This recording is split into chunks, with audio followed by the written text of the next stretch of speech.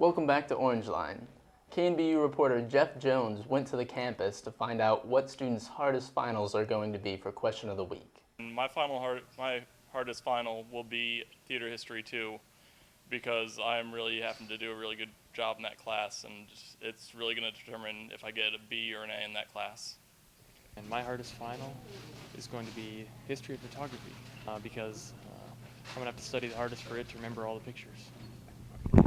My name is Ashley Pike, and my hardest final will be my stage management final because the teacher is extremely detailed in her grading, and I have a whole stage management book to turn in. Thanks, Jeff. What's your hardest final, Tiffany? LA 102, what's your hardest final? I am not looking forward to my broadcast news and public affairs final. Up next, we have Alex Dingman and Chris Smith with What's Bugging Us. Welcome to What's Bugging Us. Alex Dingman along with Chris I Look Good in Pink Smith. Got this from Pat Howell. Did you? Mm-hmm. Yeah, it fits you well. Thank you. Is that salmon? Or Salmon. Salmon, okay. Mm-hmm. Is that what you tell everyone? No, I don't say think it's orange, pink. but Oh, yikes. Whatever works. thank you. All right, this week on What's Bugging Us, we're going to talk about these end of the semester forms that we're forced to fill out, where we as students get the opportunity to critique professors. And I would say the amount of times this bothers you, Smitty, is it hardly ever, occasionally, sometimes, frequently, or almost always? Almost always, Yes, 5. Yes, me as well. Almost always filling out as these things well. bother me. I mean, it's the end of the semester, therefore everyone's brains are elsewhere, thinking about summer or whatever else. And, you get to the point where the professor leaves and they're expecting you to fill out, 150 things that we circles to like fill that. out. And I mean, how many students really are gonna critically think about this and take a lot of time to fill this out? I Most personally people draw know- designs. Yeah, I mean, I try to spell maybe my name or something sideways. Or, Alex. I kind of like 4s a lot, so I mean, I might go 4. If I'm in a bad mood, maybe 2. 2 all down the board. Throw 'em a 2. Or, if I'm just trying to be general about it and get it over with, 3. There you 3 go. all the way, because I don't have much feeling about it. At least it's organized. I mean, honestly, as a rule, I put more forth effort than other students. Definitely false or definitely true.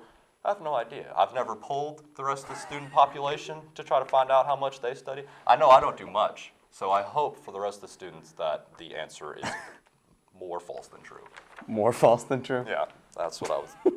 I mean, Smitty, what are some of your issues? Some of my personal favorites with this one? I mean, there's some good ones. There's some good ones on there. They Yeah. don't always apply to every class, too. That makes it difficult. Gave tests that required original or creative thinking. Original thought, are we supposed to cheat if we say that is hardly ever or only occasionally? Does that mean that we're inclined to cheat? Is that what that means? I think it's a kind of a backwards way to ask you about that. Okay, how about the ones that contradict each other here on the back? I really wanted to take this course from this instructor. Next question. I really wanted to take this course regardless of who taught it. Yeah, I think it kind of depends on your answer to the first one, what the answer to the second Isn't one. the other one inherently the opposite? Yeah, Why do they waste our time? that's how I would read it. 38 and 39. I'm not even going to answer those this Yeah, year. you go ahead and skip them. I mean, does anything happen? Are there repercussions if you don't fill this out? Never. And then, I think it would probably be a little bit more effective. It was just slightly shorter. Some of these things ask students to help each other understand ideas or concepts.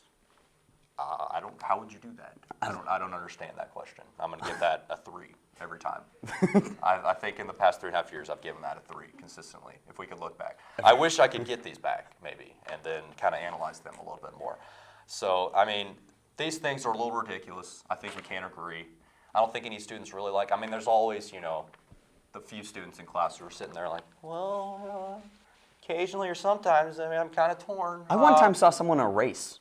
Wow. Who erases? I'm committed. I fill that little circle out. That's done. I'm Yeah. moving on, Fact. And I think that these things usually take me about 2 minutes and 30 seconds to fill out. Yeah, but the teacher stays out of the room for 15 minutes, which Yeah. is convenient. So that's sweet. So, that is a plus So maybe we can keep them. to filling these out. So we should keep doing them just because it really, takes a lot of time and avoids us having actual class activities to do. So I guess, I can't really be too upset about it.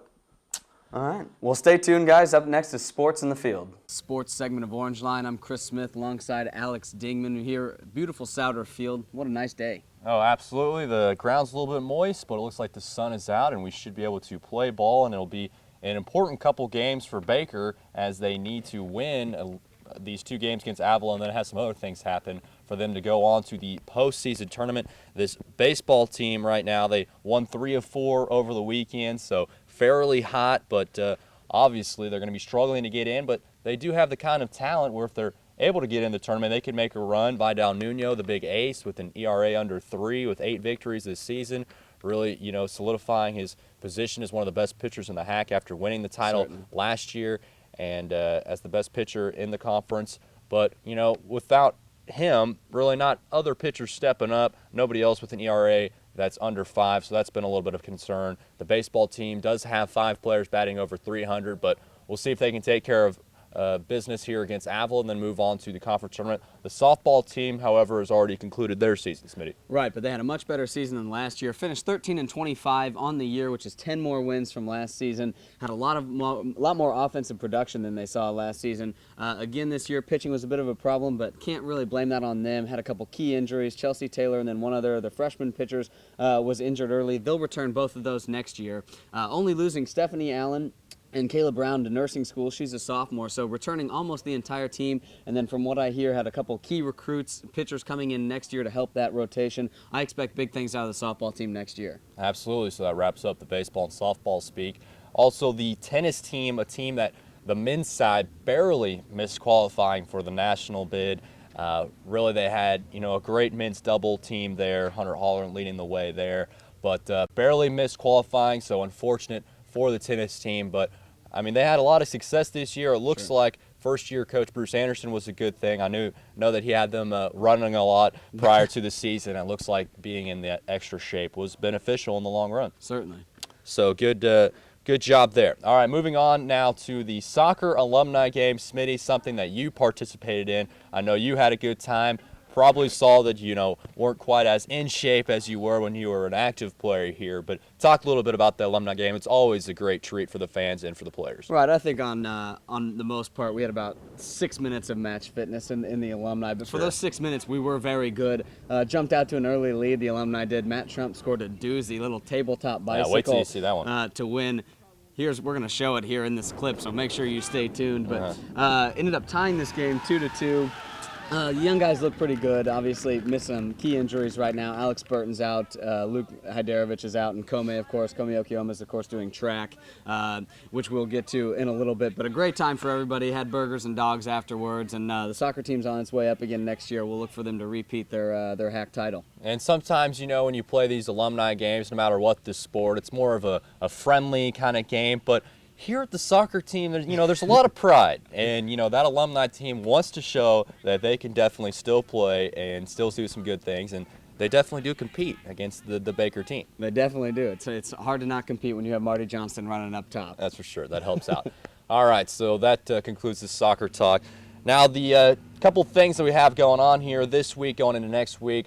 This weekend, the track team is going to be having their conference championship. I know that they've already had a few national qualifiers. The 4x100 team, the team that most recently did it. So the track team, that's somebody that definitely can produce for Baker University as they did in indoor, and we'll see if that continues here in outdoor. Definitely have a couple of contenders for the HAC championship. You mentioned the 4x1, and then of course Brian Korn, one of the great throwers that just came in this year. We'll look for them to repeat their success from last year, and we'll see if Coach Kendler can bag another Coach of the Year. Absolutely, and also this weekend we have the spring football game, the alumni coming in, and a lot like the soccer team, they try to give it their all, last about half the game, and then the active players kind of take over there in the second half of the season. But some fun things to look forward to this weekend. Definitely. All right, we're going to take it back to the studio. Thanks for the sports, Chris and Alex. Make sure to tune in for next week's Orangeline. It's going to be the last one of the semester and the last one of the school year by default. I'm Alex Scove. And I'm Tiffany Brown. Thank you.